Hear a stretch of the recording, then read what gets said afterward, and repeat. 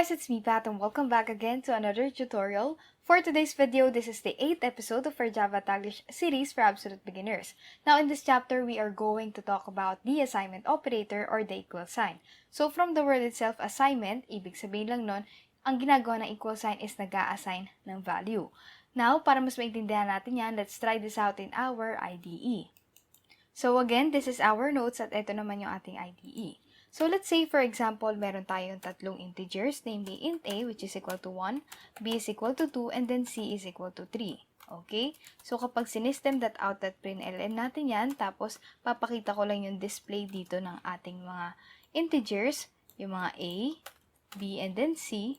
Obviously, alam nyo na yung mga values yan kasi kaka-initialize at kaka-declare lang natin yan. So kapag niran ko yan, automatic a should be equal to 1, b is equal to 2, and then c is equal to 3. So, dito iikot yung ating lesson pagdating sa assignment operators, okay?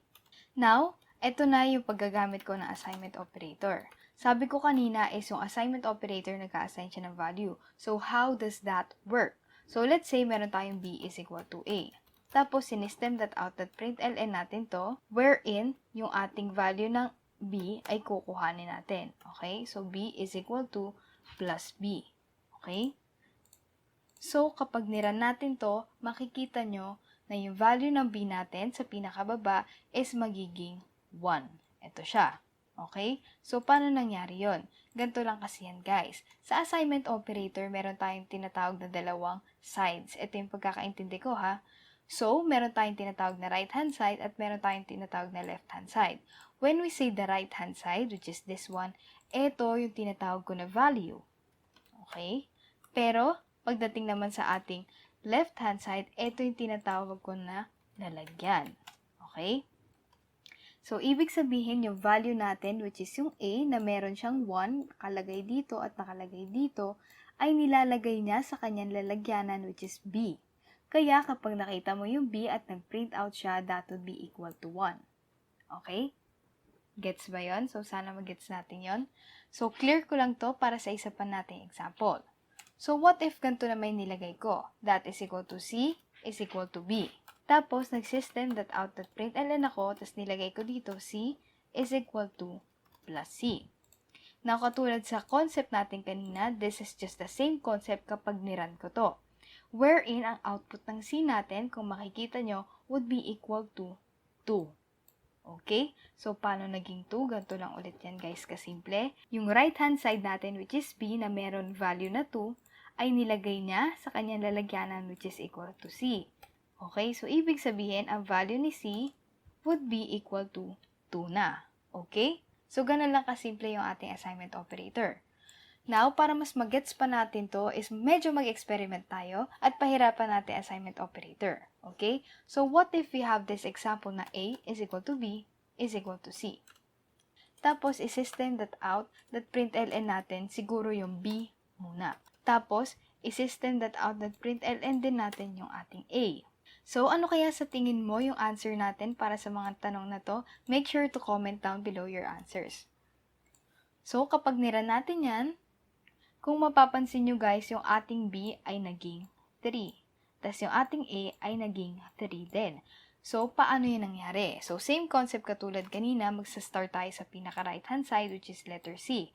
Sabi dito, sa ating kaninang mga values, yung C daw is equal to 3. Okay? Now, yung 3 na to ay nilagay niya sa lalagyanan ng B. Okay? So, ibig sabihin, yung B ay 3 din. Ngayon, since yung B ay 3 din, nilagay niya yung 3 sa lalagyanan na A. Okay? So, ibig sabihin, yung A ay 3 din. So, ibig sabihin lang nun, yung A, B, at C ay value ay 3. Kaya, ito yung ating answer para dito. Ilalagay ko lang dito yung ating C para makita nyo na pare-parehas talaga sila ng value. Okay? So, ayan na yun. Okay? So, sana nagigets nyo itong lesson natin pagdating sa assignment operator. So, guys, let's take a look at these examples naman. Let's say we have int d, which is equal to 10, and then int e, which is equal to 70. Tapos, ang gagawin ko would be d is equal to e is equal to a. Okay? So, pag sinestem.out.println natin, gusto ko mahanap yung value ng e. Let's say, for example. So, lalagay ko yan. So, ano kaya sa tingin mo ang value ng e natin dito? So, bago natin i-run, i-evaluate muna natin para tignan talaga natin kung nagigets natin itong lesson na to. Sabi ko, magsa-start tayo sa right-hand side, which is a. Ang value ni a, pagdating dito, sa ating initialization and declaration would be 1. Tama? Tapos, yung 1 na yan ay nilagay ko sa lalagyanan, which is e. Tama? So, ibig sabihin, yung lalagyan na e na yan, ang value niya would be 1. So, kapag niran natin, tignan natin kung tama tayo, ang value niya would be 1. Okay? So, nakikita nyo, meron light bulb dyan. Ibig sabihin lang nun, hindi natin ginagamit pa si letter D. So, para mawala yan is gamitin natin si letter D. Let's say, for example naman, ano kaya ang value ng ating letter D in this case? So, kapag yung answer mo would be 1, that would be correct. So, let's try this next examples naman. Let's say we have A is equal to D is equal to 100. Tapos, system.out.println natin siya. Tapos, lagay natin yung A is equal to plus A. So, ano kaya sa tingin mo ang value nito? Tapos, ano din kaya sa tingin mo ang value ng ating E? So guys, kapag niran ko to at ang sagot nyo, for A is equal to 100 at ang E naman ang sagot nyo is equal to 70, ibig sabihin nagigets nyo na tong lesson na to. Now, for our last example in this video, I want you to answer these several questions and make sure to comment down your answers below para makita natin kung gets nyo talaga yung ating lesson. Okay? So, we have here int A, B, C, D, E, which is equal to 100.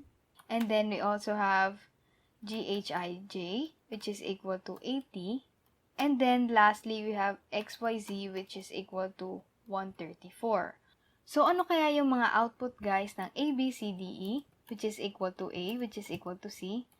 And then, what is the output of GHIJ, which is equal to A, B, C, D, E, which is equal to XYZ?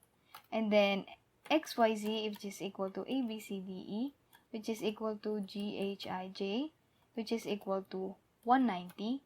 And lastly, we have A is equal to B is equal to GHIJ is equal to XYZ is equal to A. So, ano kaya yung mga outputs na yan? Please comment down below your answers or i-post nyo yung video na to para masagutan nyo kasi ira-run ko yan now na. Okay? So, ilagay ko lang to. Output ng ABCD is equal to plus ABCDE. Tapos, lagay din natin dito yung output ng GHIJ.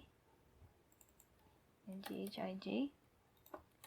Also, we have XYZ plus XYZ. And then, we also have letter B and then B. And then, lastly, we have letter A.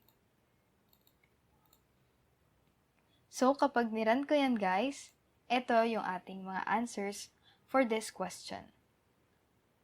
Okay? So, I hope na marami kayo natutunan in this short video. And that's it for today, guys. Thanks for watching and please do like and subscribe to my channel.